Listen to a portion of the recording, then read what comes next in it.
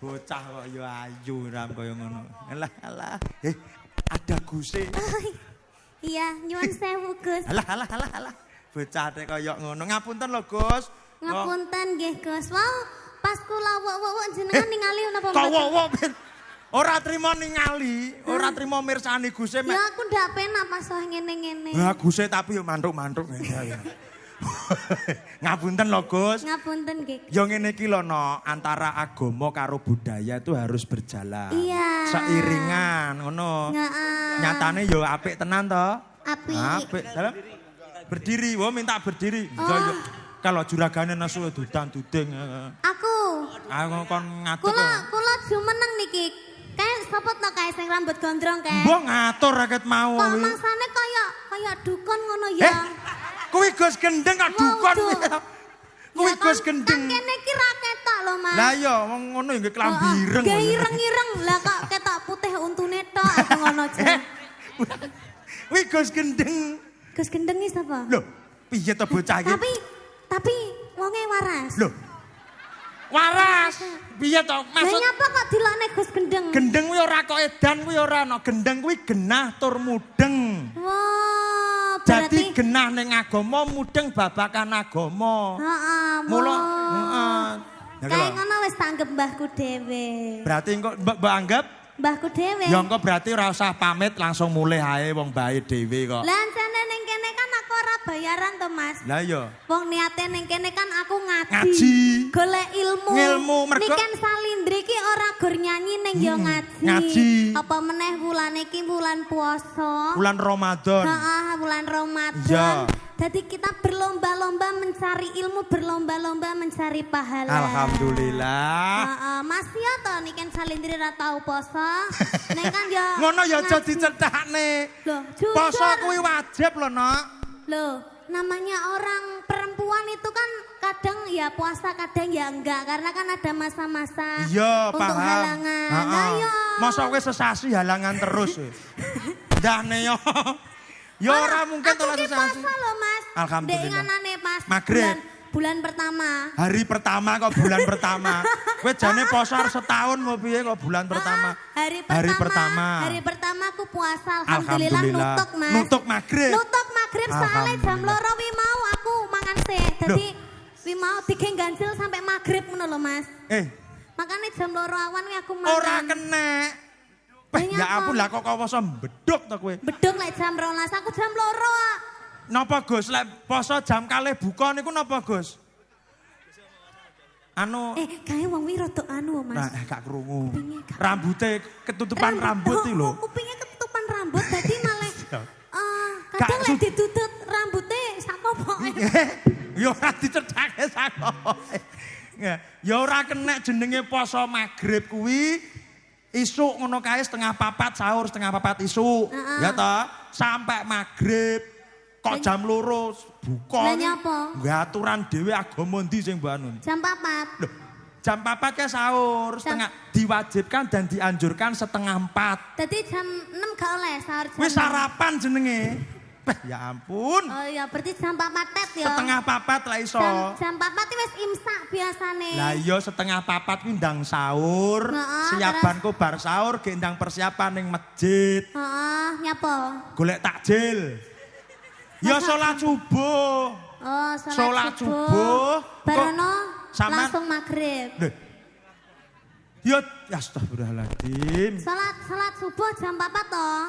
Ya. Jam 5 toh? Heeh. Jam 5, 6, 7, 8, 9, 10, 11, 12, 13, 4, 5, 6, 18 jam. 18 jam poso ngempet mangan ngempet sembarang kalire.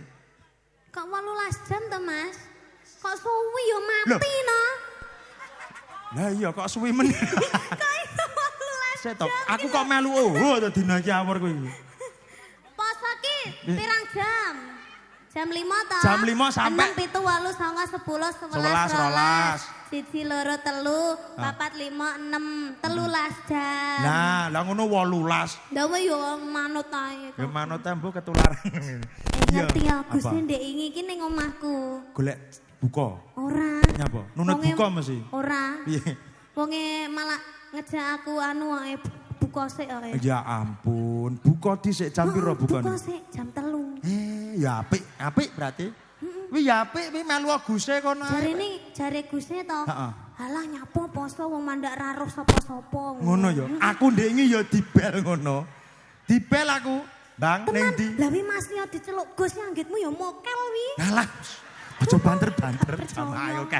Jamaah. Gak percaya. Aku ndek iki ya dibel. Wis to, sampean percaya aku boga. Enek Mas Tete Mas ya. Aku ya ngono nok. Nyapo? Aku di video call. Bang ning ndi? Kerja Pak. Ning kene lho mancing karo aku arep ngombe kopi ngono barang e. Domongi ya. Wong iki asline poso mutih wi. Poso mutih. Mangane kapuk, kapur barus. Ora ya. Nak, iki yo ngaji, yo nyeni. Yo ngaji, yo berbudaya. Masya Allah. Wes saiki lagu apa sing arep mbok aturke?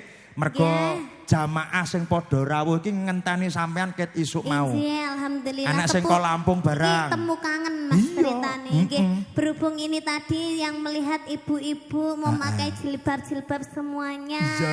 Bapak-bapak memakai kopiah-kopiah semuanya sangat budaya sekali. Wah, tenan. Pemeneh Pak Soleh iki mau ya ndongaren ya nggih kopiah iki mau Pak Soleh. Heeh. Kuwi klambine kopiah karo busana muslim metune riyo tok arepe poso. Ora wi mau nggih kopiah gara-gara bar dipetal karo mbokku, mangkane malah nggih kopiah. Oh alah. Iya nak. Heeh, iki berhubung apa bulan Ramadan. Dadi lagu-lagune sing Islami. Wes lagu apa? Nggih, monggo Mas. Tambal ban mawon. Islami kok tambal ban? Sing lagi seni kuwi ya, Mas. Iya ning ora kok Islami terus lagune tambal ban. Terus lek nyanyekne piye? Ya dinyanyekne pomone dadi siire diganti, lirike diganti sing Islam. Islam. Contoh. Jajal Mas nadane Mas. Bah iki lho. Mas Evan masih hidup ya? Iya, terima kasih. Cek meger-meger. Iya. Ya, peteng gitu loh. Lah iya. Wong kok ngedopno ya. Mas Bambang sudah menyeliti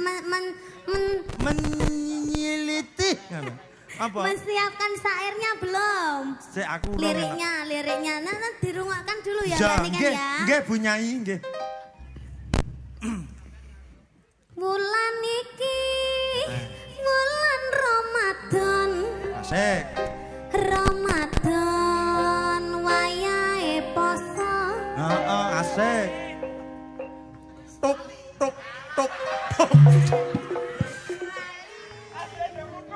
Pripun Bu Nyai? Pucat? Kak, oh, gak. Aku iki jenenge profesional kerja. Iya. Dadi iki mikire iki spontan. Ora terus direncanake dengi-dengi ora. Iya ya pam ndang nyanyi yo anggitmu yo mikir to asine. Bulan Ramadan. 30 dina. Iya. 30 dina Senin, Selasa, tanggal 1, 2. Moga-moga mlebu swarga. Amin. Gus gendeng. Iya. Kok ora gendeng? Ya ta bener kok. Iya bener. Ngadakne pengajian. Karo Niken Salindri. Iya. Niken Salindri. Asli kota Kediri. Iya. Piantune ayu dan seksi sekali.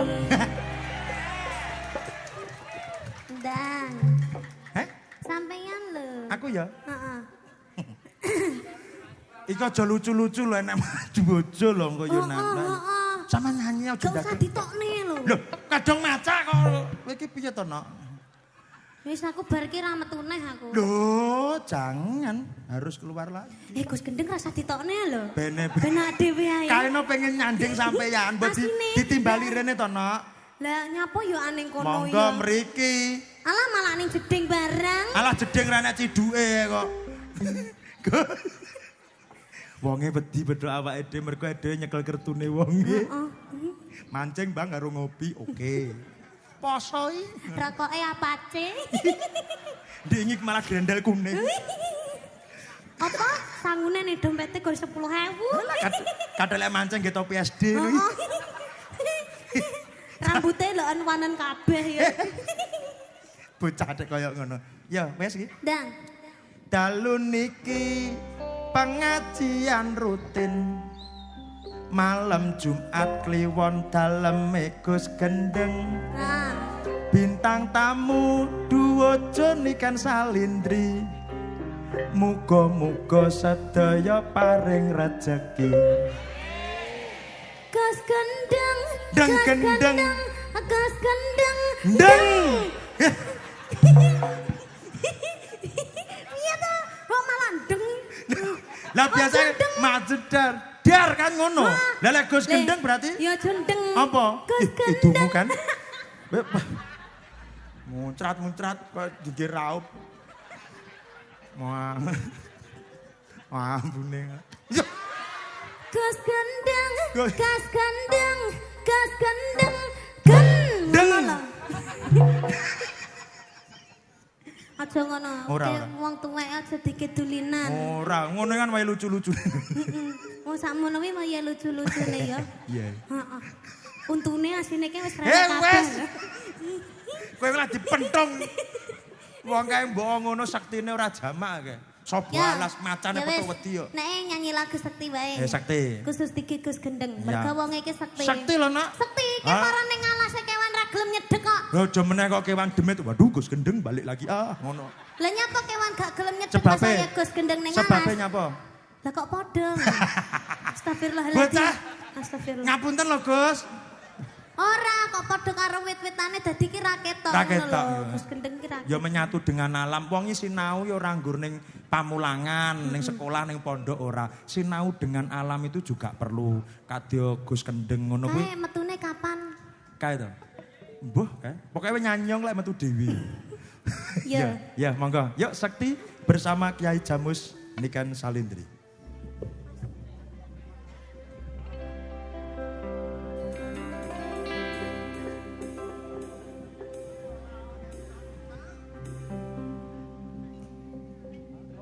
Hamba gede tak seberangi banjir bandang tak tataki banting aku kowe iso dadi siji kono keplot tak ngopi skoro geni tak kelangi apa maneh mung lawan bapakmu kuwi masih teladeni.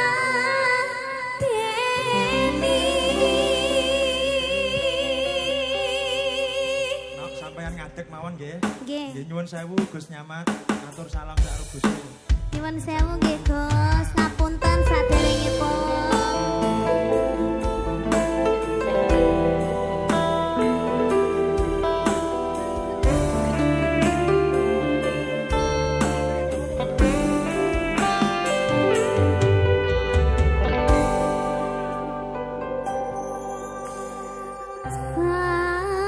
Sayang sawangan rembulan kae sumunan